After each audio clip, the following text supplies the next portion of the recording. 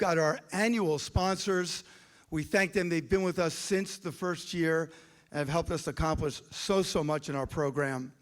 We also have some event sponsors this year, which is wonderful, and our partners.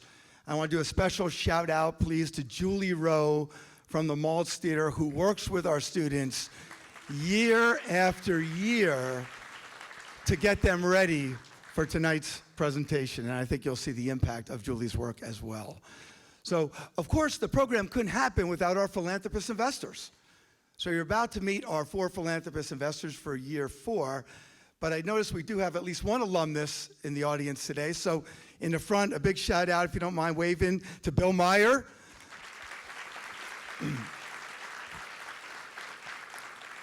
Actually, Bill was our first ever philanthropist investor. Bill, thank you so much for all of your support and frankly for all you do in our community. Thanks, Evan. There's a lot of energy out in the hallway today that was really amazing, and that's great. Want to give a shout out to the 2 people behind the scenes that make this run on an annual basis. In the back row, Carolyn Coase, our executive director, and Matthew Avila, our project coordinator.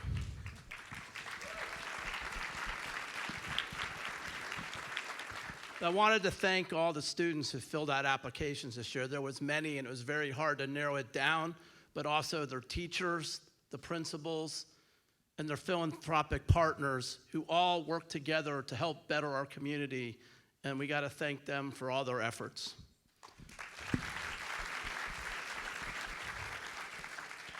But to move this along and to help us out, and we got her back for the 4th year, and she's going to help us get back into the tank, and it's our lovely Sally Lou Loveman. Thank you so much. Thank you. Thank you, very Michael. much. Thank you, Evan. Hi, everybody. How are y'all feeling today? Welcome, welcome. It's time to spring forward back into the tank. I'm so thrilled to be back here in Palm Beach County. It just feels good, feels warm. I'm from Chicago, as most of you know. Okay, so here's the thing. We want to make sure that your phone ringers are off, but that your phones are on. Why? Because we want you to take photographs. We want you to post videos and photographs using the hashtag PBPTank. We want to get that out there, get it going, because we're streaming live today on Facebook at Philanthropy Tank. You can also find us online on our website, philanthropytank.org. So bring out your phones. You're not being rude. That's what we want. We want you to take photos, videos. Just keep your ringers off. All right? So let's see if we can get it trending. How about that? We'll try. Also, the Kravis guest is the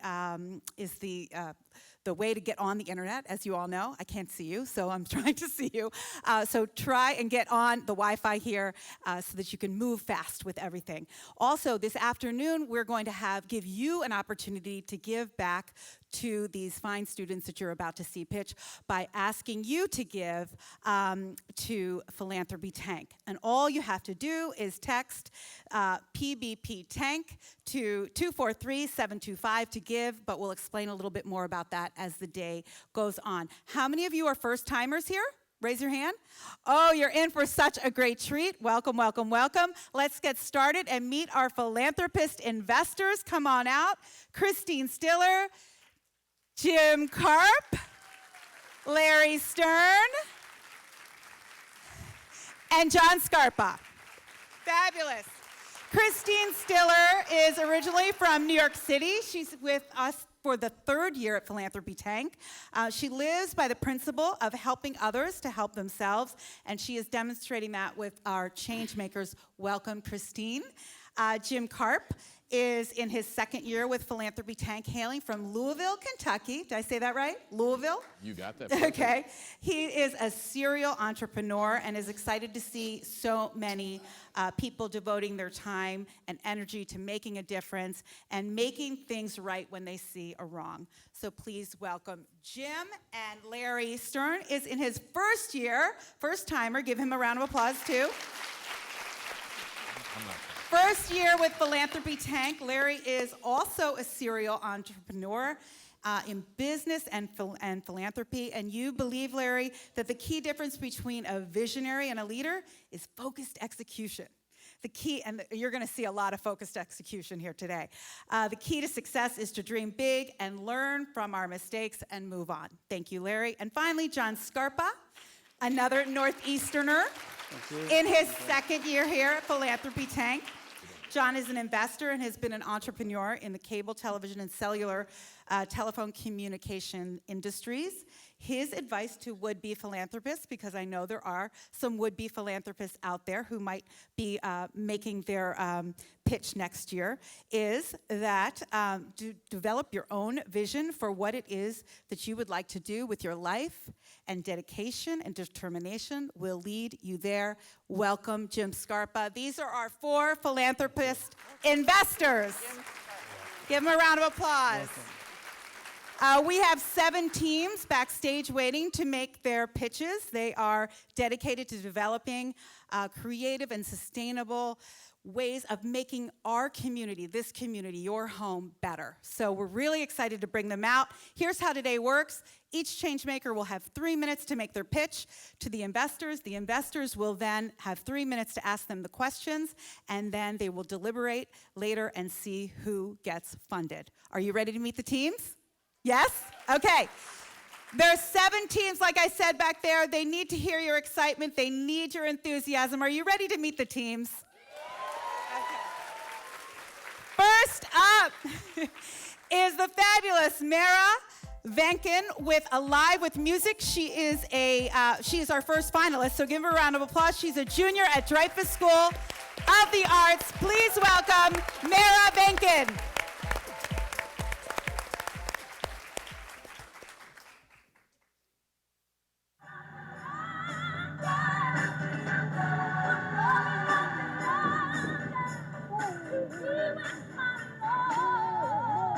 Met him, he was very isolated, and he used to always sit on the unit with his head like this. He didn't really talk to much people, and then when I introduced the music to him, this is his reaction ever since.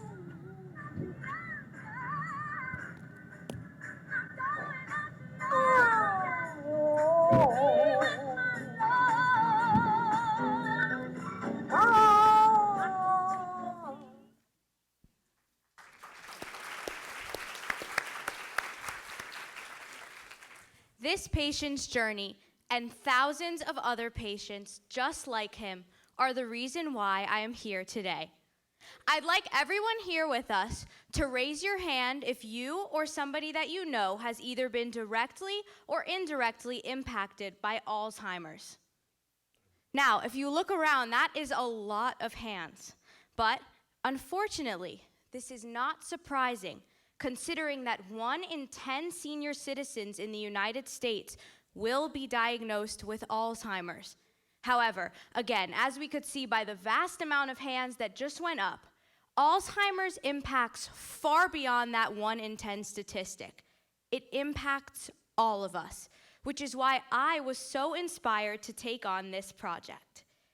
My name is Mara Vaknin, and my project is called Alive with Music. Alive with Music is a volunteer-based organization dedicated to improving the lives of Alzheimer's patients and working to restore their memory through music therapy. Did you know that as we grow older and our memories begin to fade, music is the last thing that our brain holds on to associate with emotions? So for these Alzheimer's patients whose memories are deteriorating at a quick rate, when they begin to forget menial things such as people, places, or day-to-day interactions, music is an amazing avenue to help them remember these things and rekindle relationships with people that are important to them. Alive with Music is touching the lives of Alzheimer's patients and their families by using personalized playlists to help them rekindle relationships with their friends and their families, as well as providing them with positive one-on-one interactions. Additionally, Alive with Music gives Palm Beach County students an opportunity to learn more about Alzheimer's and find out ways that they can help such a prevalent issue in the Palm Beach County community. This is my budget, and today I am asking for $13,860. The items that I've included in my budget today will help individualize therapy for the patients, as well as facilitating group activities to retain sustainability at school. I've asked for items such as iPods and headphones that will allow us to work with more patients at once and include more volunteers in the program, as well as other miscellaneous materials that will help us to host club meetings, events, and other things that will help us grow the club. I am extremely excited for the future of Alive with Music, as it will become a formal club at my school, Dreyfus School of the Arts, for the 2019-2020 school year. Additionally, I will be mentoring underclassmen students in my school to be able to execute the program and take on leadership positions once I graduate. I am so grateful that I am able to be here to share my project with all of you today, and I am also so grateful for all of the opportunities that Philanthropy Tank has provided me with. Thank you so much.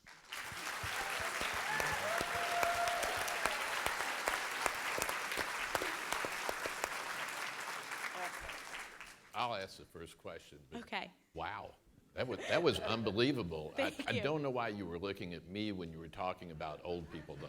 Yeah. I do. Okay, I have a question for you. I mean, you're just one person. As far as the presentation, that was awesome. It really Thank was. you. It was excellent. A very high bar you've set. But the question is, you're just one person, and you'll graduate next year. How are you going to sustain the program? I have a lot of friends currently at school that are in the lower classes, freshmen, sophomores, and also other juniors that are really interested in joining the club next year once we make it a formal club. And I think that once we get the lower grades involved, they have friends that are in middle school as well. And I'm hoping that once I mentor them to execute this program, it'll just continue to be passed on to the grades as they come up. And also, even once I am in college, I would still love to come back and help out whenever I can too. Great, thank you. So Anybody you else? mentioned you have a personalized playlist for each patient? Yes. So how do you put that together? Do you work with families? Yes, so we've created a survey, and we meet with the families of patients that are interested or that the center gives to us.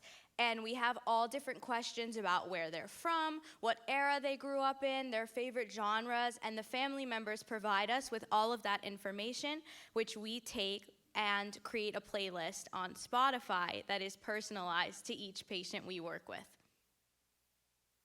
Yeah, good. Wow, Mara, this is phenomenal. My dad and my aunt both struggled and succumbed to Alzheimer's. I think this is phenomenal, and you're right. The music rejuvenated them up till the end. So the question I have is really about how do you go about interacting with that patient to develop that personalized playlist, because they're no longer necessarily able to provide that information to you directly.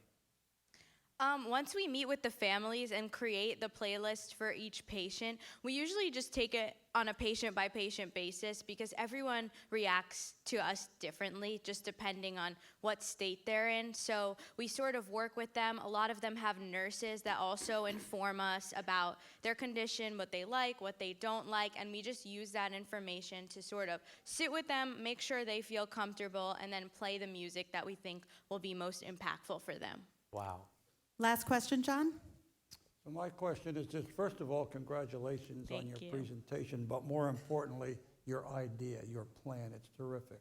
Thank you. We certainly know, my wife Jen and I have watched one of the most brilliant minds in medicine, brilliant mind in medicine, first people to transplant a kidney, now suffer dramatically from Alzheimer's disease. And by the way, they were professional musicians as well. I'm interested in this question is, follow the money. I'm most interested in seeing, and you did not ask for $15,000. I would have suggested that you do that as well. But the question is deployment of it. You're going to go away to school. It's going to be a challenge for you and those who are going to follow you. And I'm concerned about how you plan to do that to get it to not only the second year, but more other years going forward. Well, I think that each grade has friends that are younger as well, and I think each year once we train a younger student, then they can bring us a younger student as well, so it can sort of create a chain. And I also have a little sister that's here today, and she's in 6th grade right now, and I would love for her to be involved in this as well too once she reaches high school, which will be in a long time. And I know she'll have a ton of friends too that I'm sure would love to help out as well. So I'm hoping that will keep this sustained for a long time. Thank you. Thank you, Mara. Thank you, Mara Vankin. With Alive with Music, give her a big round of applause. And keeping with our mentorship theme, please welcome to the stage.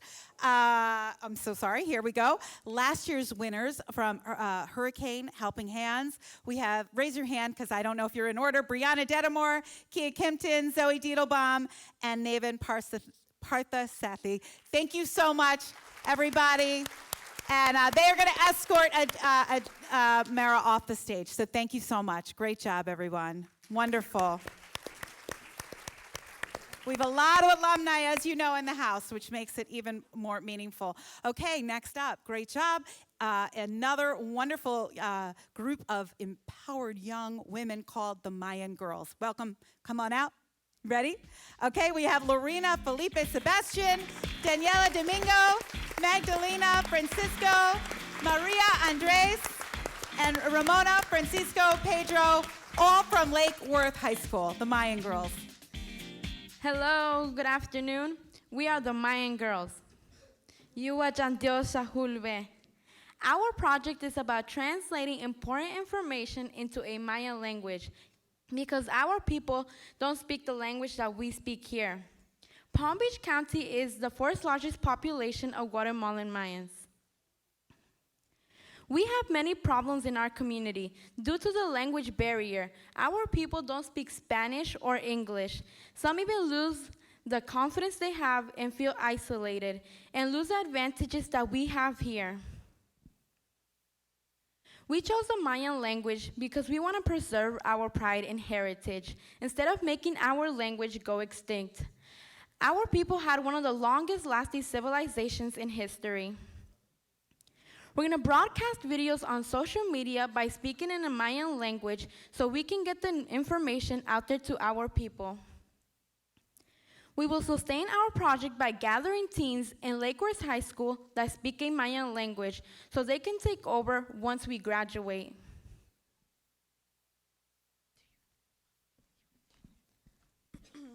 The UN declared 2019 the Year of Indigenous Languages. Los años,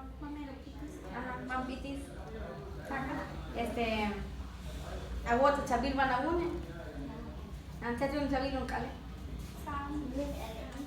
Shalish nash katian ke sa'al chabil abune I ha'im chikisha. In this video, we can be seen helping a mother that came to the Guatemalan Maya Center for help. We were able to translate information into her language from this pamphlet, which consisted of the PHCH program, which is the Parent-Child Home program that we hold in the Guatemalan Maya Center. I'm so sorry. Our budget is $15,000, and our main expenses will be going towards equipment, outreach, upcoming events, and laptops. Yuval Chandio Shaya a tiempo. Thank you for your time.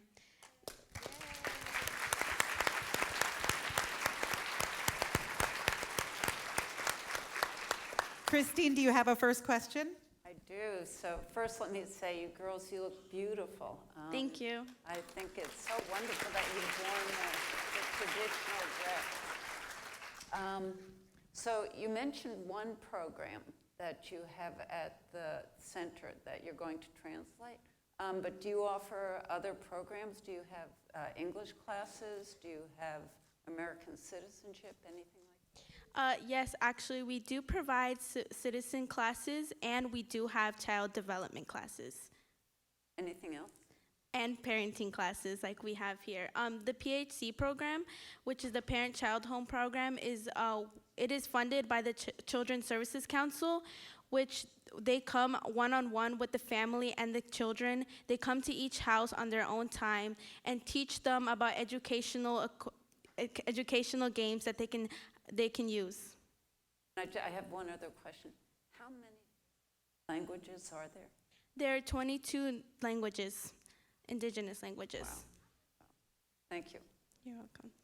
Wow, I can't imagine what it's like having to help a community with 22 languages. Again, I think your dress is beautiful, and thank you for helping us understand the culture a little bit. Thank you. With respect to the Guatemalan Resource Center, I'm sure they have lots of information, lots of materials that are already helping the community.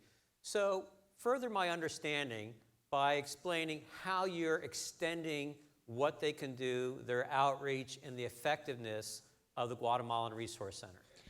The Guatemalan Maya Center, we are trying to expand their help by making it easier for the people to have their help easy on hand, which is technology. Since it is so advanced, many use Facebook, and if we provide them information like hurricane alerts, tornado warnings, anything that could help them in the slightest, then it would be much easier for them. And since most of them cannot write in their language or speak Spanish, it just helps them a lot. Thank you.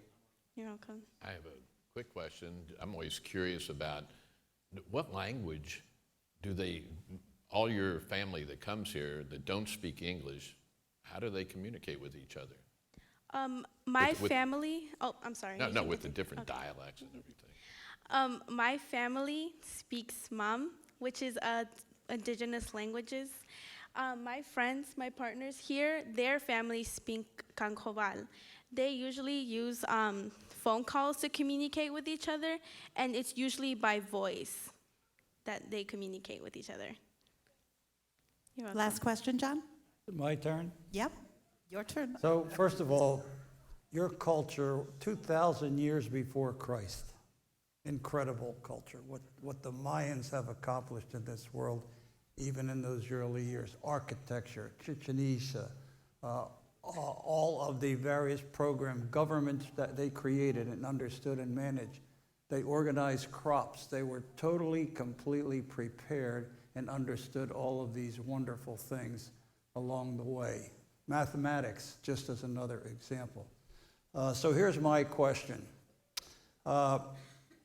Is it not true that I am much better looking than Mr. Carp? You don't have to answer that, but we know the answer, right? I think you both look equally as handsome. Oh, wow.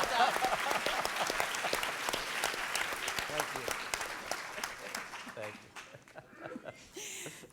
Is that really your last question? I feel like we have a little The Voice thing going on with Adam Levine and Blake Shelton with you two, kind of. That's your last question, right? No, my other question, Okay. of course, is I looked at your budget. You did ask for $15,000. You understand it. Again, as I said earlier today, is the way in which you're going to deploy it, not just in your first year, but in future years going forward. That's it's not even a question, it's a piece of advice to focus on. Thank you. Thank you so much for your advice. Thank you, Philanthropist. Thank you, Mayan Girls. Everybody give it up for the Mayan Girls. You did such a great job. Congratulations, outstanding job. And taking them off stage, do we have Equal and Empowered? Come on up here. We have Siggy Macias, Riley Coyne, and Victoria Gallestegi, who are all from Equal and Empowered and produced a book, which I saw out in the lobby, which is beautiful, and spoke at the UN. So thank you so much. A powerful group of women and young women walking up that stage. Thank you so much. Okay. Up next is Adriana Flores of Little Angels Today, Bright Minds Tomorrow. Adriana is a junior at American Heritage. Please welcome Adriana.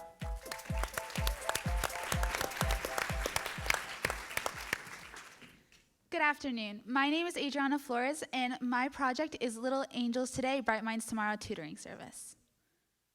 School is hard. No matter what grade level or skill you're learning, there's always difficulty. But now imagine that English isn't your first language. And when you go home to get the help you need, you can't because your parents don't speak English either. This is a big problem that a lot of children in our society confront when they don't speak English as a first language. And what my project does is we want to help these kids in their homework and their schoolwork to get the help they need. At El Sol Jupiter Resource Center, they have classes once a week for the parents to learn English. And the kids go there, and sometimes they just sit around and play. Well, not anymore. Now, Little Angels Today, Bright Minds Tomorrow comes in, and we work with the kids one-on-one in tutoring in any classwork or homework they need help in. We want to help these kids who don't have a chance to get the help they need at home, to get the help somewhere, and give them the opportunity that they don't have. We want to help these kids increase their confidence in their schoolwork and in their classwork. I want to share with you a story about one of the girls I was working with. She was very shy and didn't like to answer questions. And when I worked with her with math, she was lacking in basic addition and subtracting skills. We later learned that her mother was illiterate. And so when she went home, she couldn't get the help she needed. But after working with her one-on-one, I saw the progress, and she's such a bright girl. She just needed a push, and she was willing to work. And so that's the impact I know we're making on a lot of the kids there. We are currently partnered with El Sol Jupiter Resource Center. We work with them, and they have given us the ability to work with the kids there at the classes. We are also working with my school, American Heritage. They have been nice enough to let me recruit volunteers there and to work with clubs in the future. We also, our peer tutors are volunteers, and they work one-on-one with the kids to get a better interactive experience. We are asking for $12,000. The majority of this will go to iPads for the kids, because while we like that one-on-one interactive activity with the tutor, there are so many kids that we need the kids to do iPads so they can learn apps and on educational activities. We are also asking for the insurance and the cases for the iPads. That way we can ensure that these iPads have a long lifespan and can be used in the years to come, as well as workbooks and school supplies to make sure that these activities with the volunteers are interactive and engaging. And the future expenses will go towards the future summer camps we want to do with the kids, as well as future clubs to keep these kids immersed in education. Together, I hope we can make a big impact on these kids' lives and allow them to dream big and achieve their goals. Thank you. What questions do you have? Adriana, absolutely fantastic. Thank you. You're well on your way. Very impressive. And help me understand about how many students and people you've helped out so far, and then perhaps even more importantly, what have you learned, and what have your fellow volunteers learned from that feedback that you're now reincorporating into the Go Forward program? Well, so far we have about 20, 25 kids coming each week. The one really cool... Each week? Yes. It's an 11-week program, so the kids come while their parents take an English class. But we've actually even had a couple kids who come whose parents aren't in the classes, but they want to receive that tutoring. So that definitely has been a great impact and like a great motivator. And definitely seeing these kids and their eagerness and their excitement to learn is definitely something that me and the fellow volunteers find so exciting to go back. And we also learned that they like to work with like physical things, so like the adding or the subtraction or the reading in the books. So that's great when doing one-on-one tutoring. So in addition to that, besides the feedback with the interaction and the workbooks, is there anything else that you've learned about the program, either through teachers or the students or the parents, that you think you should incorporate into the next cycle of programming? In the next cycle of program, we definitely want to incorporate more activities that are group-oriented, because we actually had my brother teaching them how to play board games, and when they work with a group, they get more excited and their eyes light up more. So definitely more group-oriented projects. Wow, absolutely fantastic. Thank you. Congratulations on your progress so far. You're not only dreaming big, but you're executing. It's great. Thank you so much. Who's got the next question? Jim? Yeah, how'd you come up with the idea? Well, growing up, I needed help in school, but then I realized everybody needs help in school. It's just, there's a lot of kids who can't get that help, and I was always able to get that help, so I definitely wanted to give back to the community and help those kids who definitely need that help, and they want the help more than anything, and they're willing to work for it, which is definitely the most inspiring thing I've learned. Good. Christine? Are any of your volunteers bilingual, or do you need anyone to be bilingual? The bilingual, we've had a couple volunteers be bilingual, but actually because we speak mainly English with the kids to immerse them in the language, the volunteers can speak only English or they can be bilingual as well. Last question, John? I share your concern with regard to ESL and the challenges that faces it. I'm not sure how many volunteers you have to work with, but who trains the trainers? The trainers? Who trains the young men and women that, like you, have to work with the students each and every day? Do you have a program that you go through to instruct each of them what they should be focused on with each student they're working with? 15 minutes before we start the program, I speak with the volunteers and I give them a rundown what we're gonna do, what we're gonna focus on, as well as little tips and tricks, because a lot of the kids, like I said, they like to work with like physical things. So if you're working on the math, get out the Legos so they can count the Legos physically, or if they're reading a book, to let them sound it out and to explain to them any word they're confused in. And also we teach them confidentiality. So if a kid has a problem, they can't go around saying that the kid has the problem, like in reading or math, so that way everyone feels confident and safe in the environment we work with. That's working.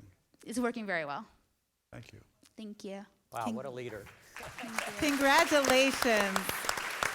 Congratulations, Adriana Flores. You did such a great job, great presentation, fabulous job. And escorting Adriana off are Jessica and Hannah Moritz from Horses That Help, who won in year 2.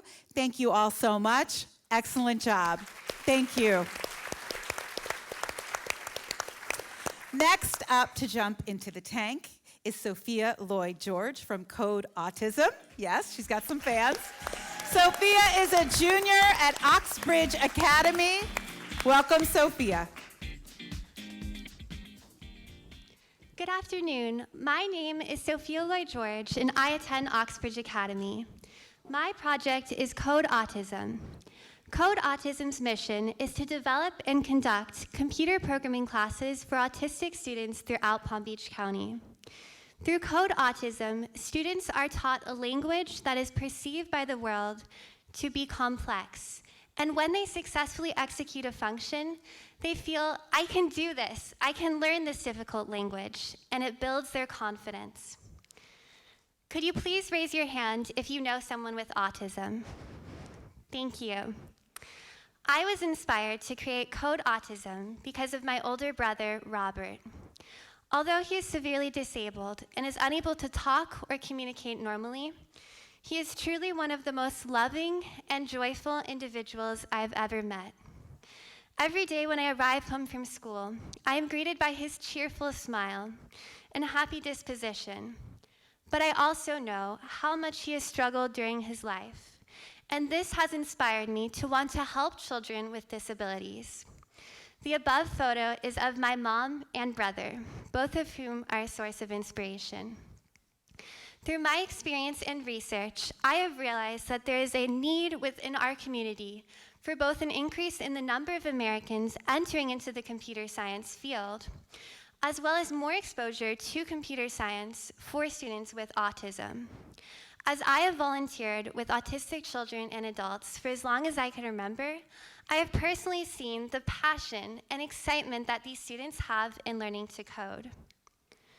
Through Code Autism, trained high school mentors will provide coding instruction to autistic students once a week at our current partner schools. The high school mentors will teach these students using Blockly, which is a fun, easy to understand, and colorful programming language. Through Blockly, coding does not appear daunting, but a fun challenge. The teachers at our current partner schools, which are the L Center for Autism and Mountaineer School for Autism, will refer students who they believe would benefit and enjoy Code Autism's program. In the short term, the high school mentors will be drawn from my school, Oxbridge Academy, through their computer science program, which is organized by Mr. DeGidio, who's been very supportive. And in the long term, I hope to expand Code Autism to numerous other schools throughout Palm Beach County as well. To sustain Code Autism, we will work to ensure that we maintain our current partnerships while also working to establish new ones. Code Autism's budget will primarily be targeted towards providing the technology to instruct these students to code. Thus, approximately $10,000 will be allocated to providing the laptops. In addition, in order to ensure Code Autism's sustainability, we will establish Code Autism as a 501c3 nonprofit and also develop a website as well. Lastly, the miscellaneous section will ensure that any unforeseen costs are covered. In conclusion, I am grateful for the opportunity to present Code Autism. Christopher Reeves once said, "A hero is an ordinary individual who finds the strength to persevere and endure in spite of overwhelming obstacles. Please invest in Code Autism and help an autistic child feel like a hero." Thank you.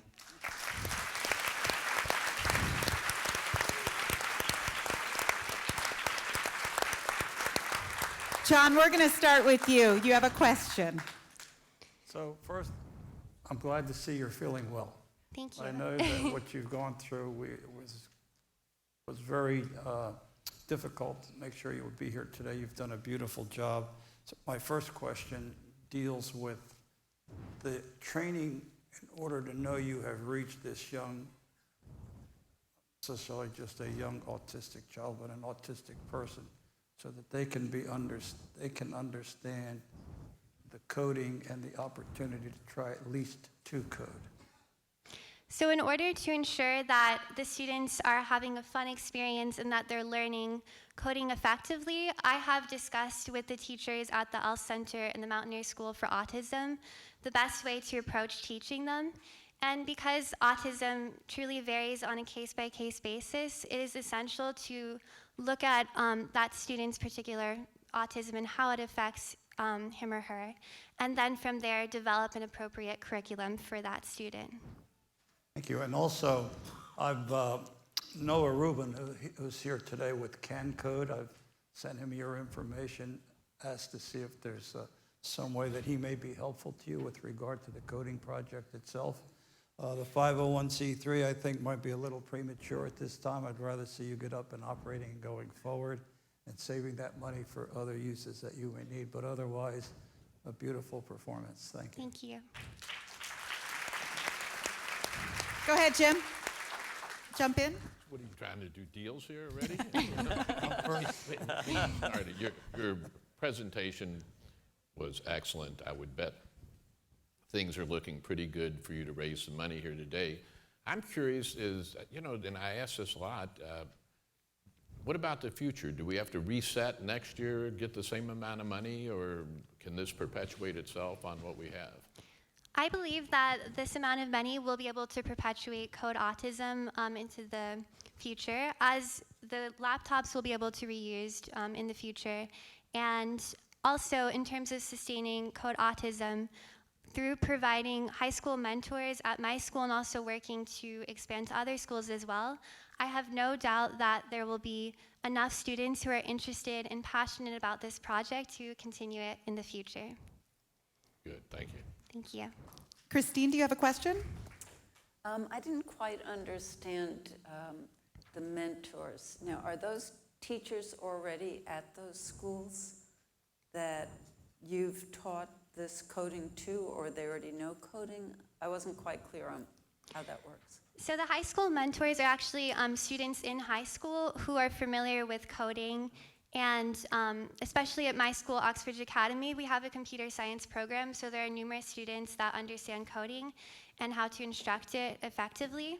So when I refer to the high school mentors, I just mean high school students who will teach these autistic students coding. And part of the experience is not only in teaching these students coding, but also in the friendships that form and the confidence that these students have as a result of learning to code. So that's why it's essential to have the high school mentors, as it forms a friendship between the mentor and the student. So are those students autistic themselves? The students that the high school mentors will be teaching are autistic, yes. Great. Thank you. Thank you. Larry, do you have one really quick question? I'll try to be quick, that is. I actually do have a question. I spoke to some of the previous year's winners, and they said, find people who have a passion. You have a passion. You're not just ordinary, you're extraordinary. It's great. As you know, there's a wide range of people with autism. And how do you know that for the people that you're tapping to hopefully get into this program, that they're in the range of autism, the spectrum, that's appropriate for this program versus something that's differential, either with higher level learning skills or lower? So I think it's incredibly important to ensure that all the students in the program enjoy it and are having fun. And so in order to ensure this, I have discussed with the teachers at both of our partner schools which students they think would be interested in the program.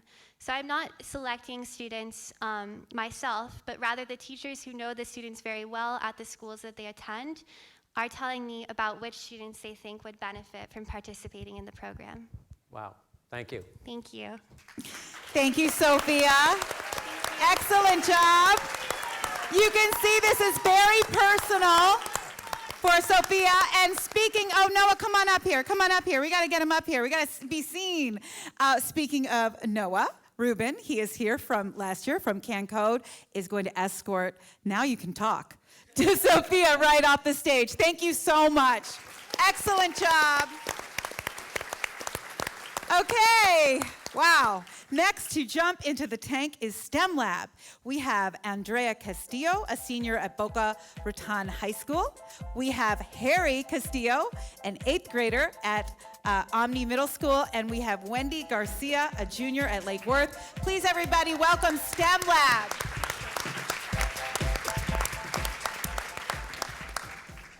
Hello and good afternoon. For a young child, assimilating into a new culture, new country, and more importantly, new school can be a difficult and sometimes terrifying experience. We know because we've been there. There are thousands of culturally diverse students across Palm Beach County who face a similar challenge. Our goal is to take this transition and turn it into a positive learning experience through the implementation of STEM. STEM is an innovative learning approach that combines the benefits of science, technology, engineering, and mathematics. STEM has proven to be particularly effective and appealing to every child with different learning interests and styles. In addition to this, a STEM education can be very beneficial to students as they can develop key skills such as collaboration and problem-solving thinking that will not only help them during their academic lives, but their professional career as well. STEM Lab is an educational program that targets disadvantaged students. We have been in operation for over a year, and we target minority students. In addition to this, we teach over 10 subjects, and we have benefited 70 students. Our goal is to help students with a difficult transition and expand student knowledge. Based on direct interviews with teachers across Palm Beach County, we have created a budget consisted of 2 main things: kits and technology. These kits, otherwise known as professional turnkey lab modules, have everything needed to implement these activities. The kits are durable and reusable materials, and we will be using them time and time again. As a student mentor, we rely on students who have been selected based on their positive academic and behavioral references. Our ideal student volunteers should be able to embrace our vision, which is to help underprivileged students succeed in school. STEM Lab is a Florida cooperation with a leadership infrastructure to be able to help the students in school. Our ideal vision of students should be able to help the students. For our future recruitment, we use our websites and our social media. We hope Philanthropy Tank will be able to provide the financial support needed in order to fund Philanthropy Tank, in order to fund STEM Lab for upcoming years, but to also expand the program across Palm Beach County. In addition to financial support, we are confident that STEM Lab would directly benefit from our from Philanthropy Tank's extensive support system that Philanthropy Tank provides. STEM Lab couldn't have accomplished all that it has done without you, and for that we are truly thankful.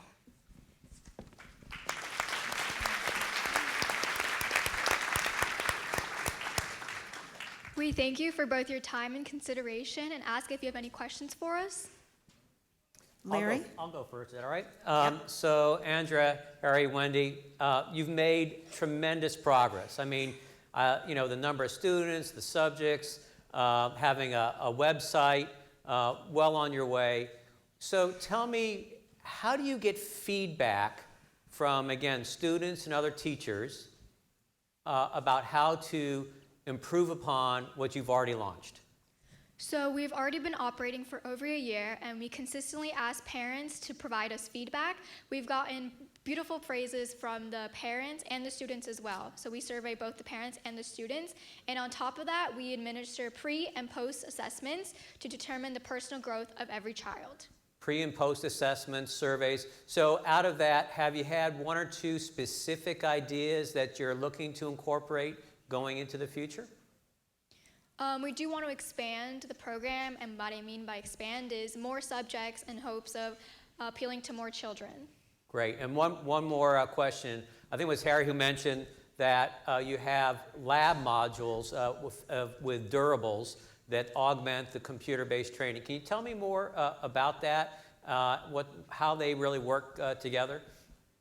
So kids have pre-packaged lesson plans inside of them, and as well as instructional material and the labware needed to execute whatever activity it is that we're doing. Great, thank you. I'm happy Larry knows what they're talking about. You guys are pretty smart. What kind of education background do you have? I know you're all in approximately the same grade, but is it science? Is it science, computer labs, or what do you do? So we do basically educate science. That is our main goal, to educate, but we also do technology, engineering, and mathematics. Wow. John, you have a question? I do.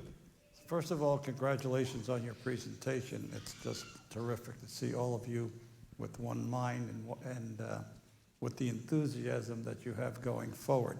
There are a number of STEM programs throughout the U.S., in fact, throughout the world, and STRIVE programs as well, most trying to accomplish similar things, except that your focus is really to do a one-on-one with a student. And that's the thing that I think is going to set you apart. So congratulations. Thank you. Last question, Christine. Do you work from a very specific step-by-step curriculum? Class 1, Class 2, Class 3? Right, so as I said before, these kids have pre-packaged lesson plans, so all we have to do is follow the lesson plans, and they've been pre-approved by teachers as well, and we work alongside with teachers to execute the activities. So they progress individually at their rate? You Yes. don't have a class system that they're all in the class together? No, it's separated by grade, so first grade is with first grade, second graders are with second graders, it's based on that. Okay, thank you. Great job, everybody. Wow, give it up for STEM Lab. You did a fabulous presentation. And here on the stage joining STEM Lab is Surface 71, an environmental activism group. Marina Barto, where are you, Marina? Okay. And Emily Brasino and Gemma Curry. Thank you so much. You guys are from last year, winners, taking off, escorting. Hopefully winners this year, right? Okay, thank you so much. Okay, next up is Art for the Soul. And coming out now to join us is Thomas Carter, a senior at Suncoast. I hope I have this right, Christina Linder. Am I right? There you are, Christina Linder. And Marielle Sabat, sophomores at Dreyfus School of the Arts. This is Art for the Soul.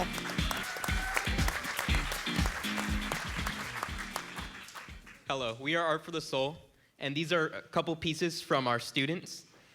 Throughout Palm Beach County, and specifically Lake Worth, there's a large population of impoverished immigrant families. The median household income is $36,000, and the poverty rate is at a staggering 28.7%. But these families are more than just a statistic. Due to the construction of South Florida, a wave of immigrants came to Lake Worth in search for a better life for their families. These families struggle to afford basic necessities, which leaves little room for their children to have an engaging childhood or an outlet to express themselves. We want to be there for them. We believe that every child has talent, and we want to help them discover what makes them unique. Our program is designed to guide and support disadvantaged children through the arts and academics at no cost. The arts have been proven to enhance self-esteem, self-discovery, and intellectual development, additionally steering them away from violent futures. We work with a Kids Teach Kids environment. I've had several students open up to me. One of these students was named Santiago. Santiago is extremely smart and knows both Spanish and English, but due to the fact that he has cerebral palsy, he can't speak either. He chooses instead to write. Santiago, his 4 brothers and sisters, and his mother and father moved here from Central America, but last year his father was deported. Imagine raising 5 children with no spouse. We hope to help this family and dozens of others like them. We currently have 21 music students, 17 art students, and 13 students in the academics. We're the 2nd generation of leadership, and tonight we have the 1st generation here to support us. We have been going for 3 years strong, and we sustain ourselves by having our students turn into our volunteers. We additionally have professional teachers to help ensure the quality of the education we're giving. We have several partnerships with the Norton Museum, local schools to help us recruit students, and the Lake Worth Herald to ensure publicity. And we're not only helping the students, we're also helping the volunteers. We're showing them the rewarding relationship that they can have by helping out the community. Several of our students have created their own versions of the Art for the Soul and their programs, and have also gained scholarships to their first choice colleges. And lastly, we truly hope to educate the parents on the importance of the arts in these youths' lives.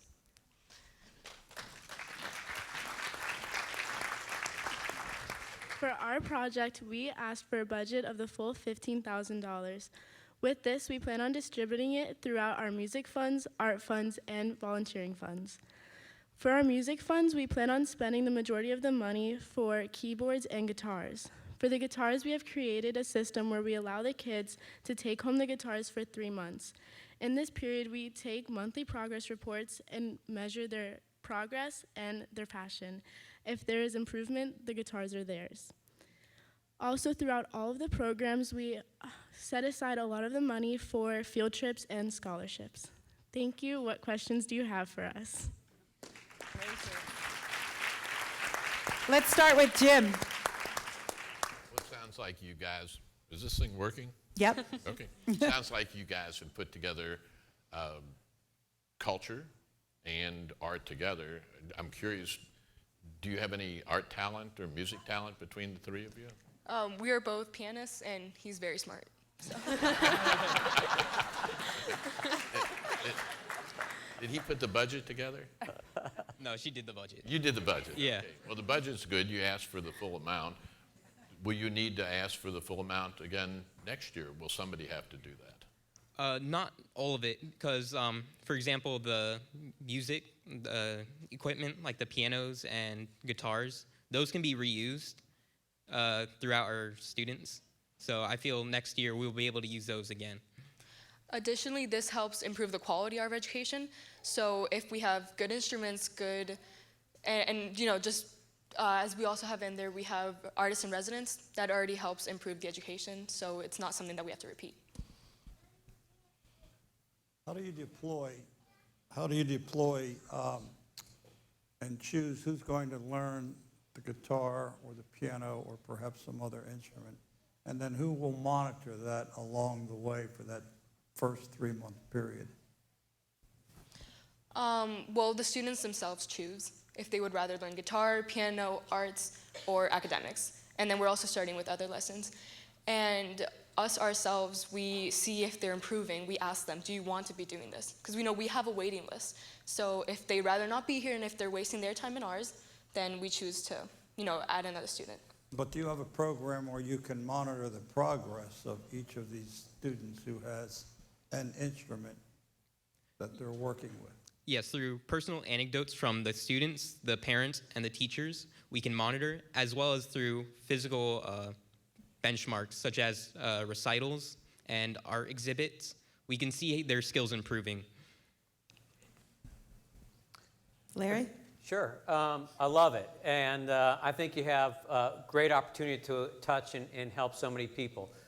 So in addition to looking for resources for future funding, have you thought about, or have you actually accomplished a system where people can donate gently used guitars, keyboards, art supplies, because at the end of the day, that's your biggest expense.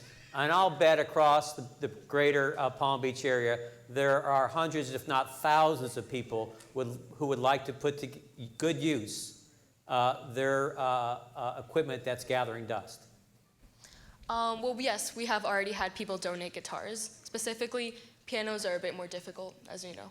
But Keyboards. Keyboards. But yeah, we do hope to continue gaining publicity and having higher up people learn about us and put whatever they don't use to good waste. To good use, sorry. Yeah, it sounds like you might need a little bit of a marketing campaign to invest in that so that can then bring in, significant value to the organization. Great. Look forward to hearing good things about you in the future. Thank you. Christine, last question? Well, just following up on what Larry was saying, your art supplies, those are used up quickly, I would assume. I mean, that's something that's going to take a lot of replenishing. Do you sell any of the artwork? Have you thought about doing fundraisers like that? We haven't thought about that, but that is a very good idea. Thank you. Yeah. And that's why we need your help. Yeah. That's why I'm here. Yeah. The mentorship is happening as we speak. I love that idea too. Well, that's it. Congratulations. You did such a great job. Everybody, Art for the Soul. Okay, we have Art for the Soul, Christina, Marielle, and Thomas. Thank you so much. And coming up to escort them off are Haley Huber and Sophia Zhang from Find the Keys. So they know something about music too. Thank you both so much, all of you, both groups. Thank you. Okay, are you all ready for our final pitch, everybody? Final pitch. We are just going so fast here today at Philanthropy Tank. Our final pitch for this evening is Alec Snyder, a sophomore at Wellington High School. He is our community vote winner this year, which is super cool. Please welcome Alex's Free Kicks.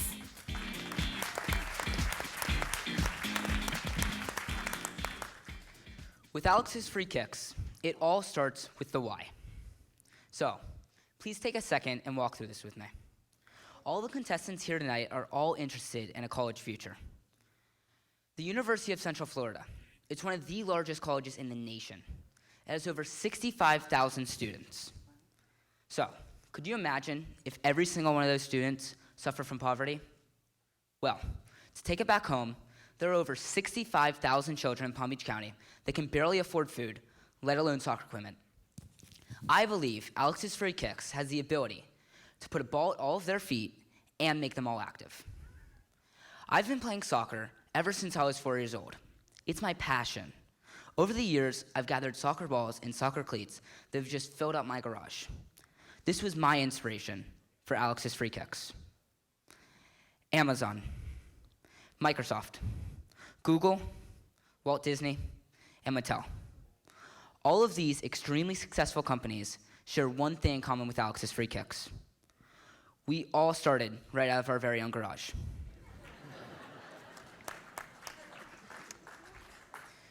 My garage is more than just a regular old garage. To me, it's about giving, it's about leadership, and it's about making a difference. My garage is where Alex's Free Kicks was born. Over the last 3 years, I've gathered soccer balls and soccer cleats. I've collected over 600 soccer balls and 300 cleats. Around 2 years ago, I reached out to the Boys and Girls Club of Palm Beach County, and I've been distributing throughout the county ever since. My goal is to collect 150 soccer balls and 75 cleats, twice per year in around 10 different communities. This would put us around 15,000 soccer balls and 7,500 cleats in the next 5 years. The way I'm going to do this is, I want to expand beyond Wellington into around 10 different communities. The way I'm going to do this is I'm going to have a champion program. These champions will be high school students that will represent and manage each community. As a 501c3, these champions will be able to receive community service hours.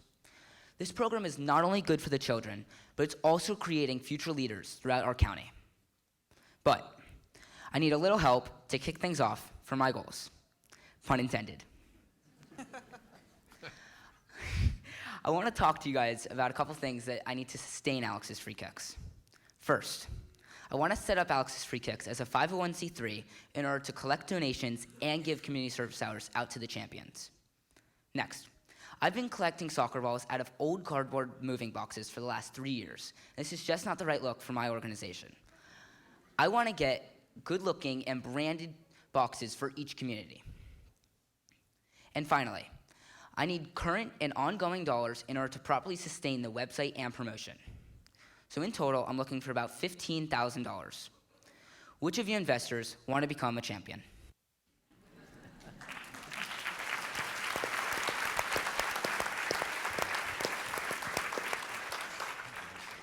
Do you have any questions for me? Well, Christine's going to ask the first question, but I think you need some better jokes. Go ahead. That's Jim's idea of being a professional is the good jokes. I think that you gave such a professional presentation, Alex. It was really wonderful, and you've got a whole business going and a business plan, and you know, how could I not invest? It's just fabulous. But as far as your relationship with the Boys and Girls Club goes, that you mentioned that you are working with them, and how about approaching some of those teens to apply to be champions? Yeah, so around a year ago, I went to the Boys and Girls Club of Wellington, and with a couple of my boxes of donations, I actually handed out. I hand-delivered them cleats and balls, and it really did. They were like, "Wow, I can keep this." They were really impacted. So in the coming years, when they do get old enough, it would be a good idea to reach out to them and see if they could become champions. Thank you. So my first statement to you is, if this works, you're not going to need a 501c3. You're going to need an IPO. I hope so. That's how successful it could become. But tell me this, you're still a student, you still have your own career to follow. How much of your time each day can you devote to this project to help it grow, at least now it's year 2? And who else is going to work along with you on this project? Yeah, so, well, first of all, I've put in a lot of time over the last 3 years, but the reason I need your help is I want to do this champion program, and I want to have a board of champions that would be surrounding me, and it wouldn't all be me, it would be all these different champions. So I would be putting in a lot of time, but with help, like you said, it could go beyond a 501c3, so. Larry, do you have a question? Yeah, I've been thinking about franchises. Maybe not quite an IPO, but franchises. And one of the challenges with the franchise is you get geographically dispersed, and then the communication and the management and the organization becomes more challenging. So as you expand beyond Wellington and have champions from different schools and different school systems, how do you go about having that communication and organization across all of those individuals helping you? So, that's a good question. I thought so. I do want to have a lot of champions, but the main thing that I'm going to focus on is because communication is key. So when communicating with them, I'm going to have little, kind of like Philanthropy Tank, I'm going to have little meetings where they know what to do, and they're going to kind of role play after me. So there's actually been two applications that I've really thought about, and I actually want to tell you a story. So, not a story, a little anecdote. There's a boy named Martin, and he's from a less fortunate city in Argentina, and he was inspired by me from collecting soccer balls because when he grew up, he didn't have those soccer balls. So he came out to me. So the communication between us is our passion. He's going to want to be involved. Great. And maybe one thought. In addition to you thinking about your effort to communicate with champions, as part of that application process, assess their ability to communicate with you, making your life easier. Yeah, definitely, yeah. All right, great. No doubt about it, you are a champion. Wonderful job, wonderful job. Alec Snyder, everybody. You're walking off by yourself, but you know what? You're walking off a champion. Thank you so much. Wow, everybody. I mean, isn't that just like one big wow? 7 strong pitches today here. So thank you to our incredible students. I wish you all luck. It is now time to get to work and deliberate over if you will be funding, if you will be mentoring any of these 7 all champions, and I'm going to let you get to it. So there you go. All right, everybody. Thank you, Christine, Jim, Larry, and John. A lot of work. So it's impressive, right? It's really impressive. I think we can raise the lights right now a little bit. It's really impressive to see these students come out and give it their all. I think the idea is always the first thing, but delivering that idea, the second thing, is just incredible. So if you are a parent of one of those students that just presented, could you just stand up? You can breathe now. You can, let's everybody take a breath. Outstanding job, parents. Thank you. Thank you. Okay, you can sit down. We are going to get to work. Remember when I said that our job today is to give back too. And it doesn't matter what you give. You can give $1, you can give $1,000. But I want you all to bring out your phones again. Every dollar counts, because now when we raise our funds here today to go to these change makers, yes, the philanthropists are going to invest in them, but what we want to do right now is really show them how powerful their presentations were and how much we will support. So it's very, very simple. All you have to do is, can we see that thermometer? Wonderful. We're starting out with $105, so that's a good thing.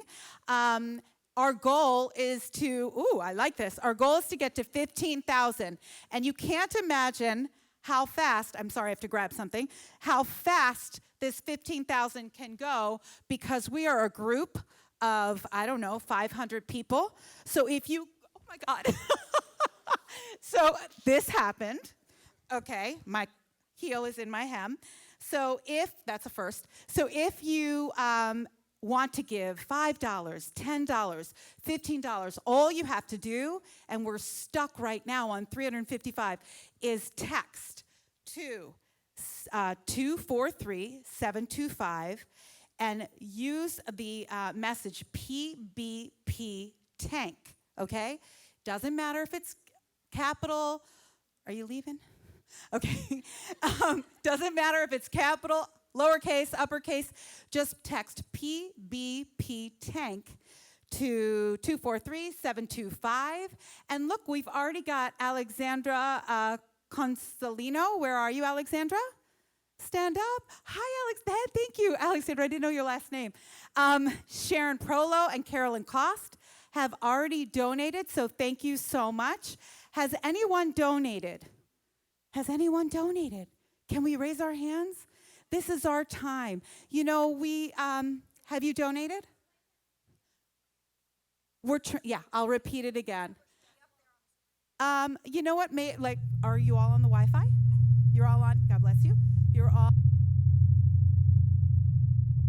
My name is Mara Vaknin. I'm currently an 11th grade student at Dreyfus School of the Arts. I'm going to be pitching to the philanthropists my project called Alive with Music. It's really important that Alzheimer's patients are able to stay connected with their families, with the people around them, and I love being able to give them the opportunity to restore their memory as much as possible through music therapy.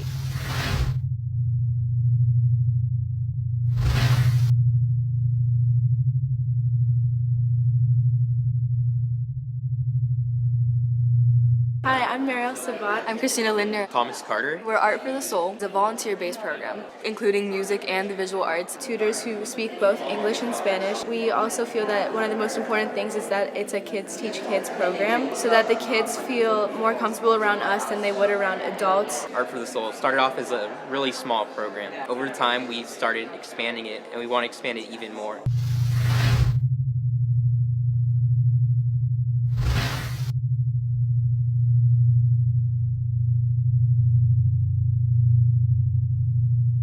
We are the Mayan Girls.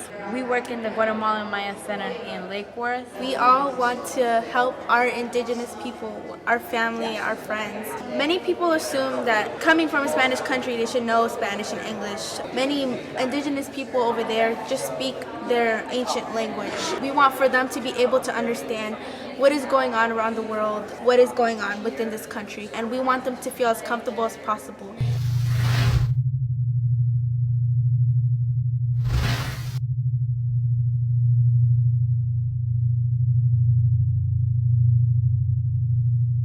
Hi, I'm Alec Snyder. Ever since I was little, I can remember myself playing soccer. I found that there was a huge need for soccer balls and soccer cleats, and this is why I started Alex's Free Kicks. Soccer has been a safe place in my life. At the end of each soccer season, I ask for balls and cleats or whatever they can give. I'm working with Boys and Girls Club of Wellington and gave the equipment to them. It opened my eyes that people don't have what I am fortunate enough to have, and I'm looking to put locations throughout Palm Beach County.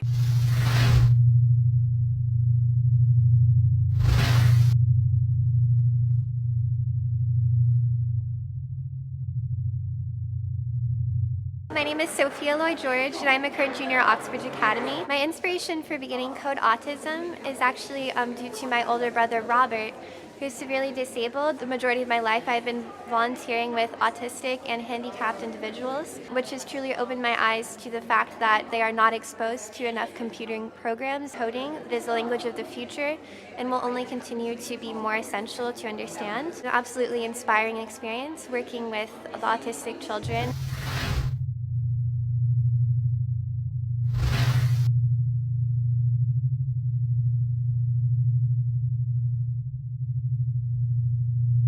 Hello, my name is Wendy Garcia. I'm Andrea Castillo. Harry Castillo. Our project is STEM Lab. It's an after-school program designed to provide mentorship to low-performing children. Children in the Latino community are underrepresented, and we have tried to make our main focus them. I have family members who come from other countries. They struggle with their English, and they don't catch up with the lessons in classrooms to the point where they just get a job and just drop out of school. STEM Lab has operated for about a year now. We teach over 10 subjects, including engineering, robotics, and technology.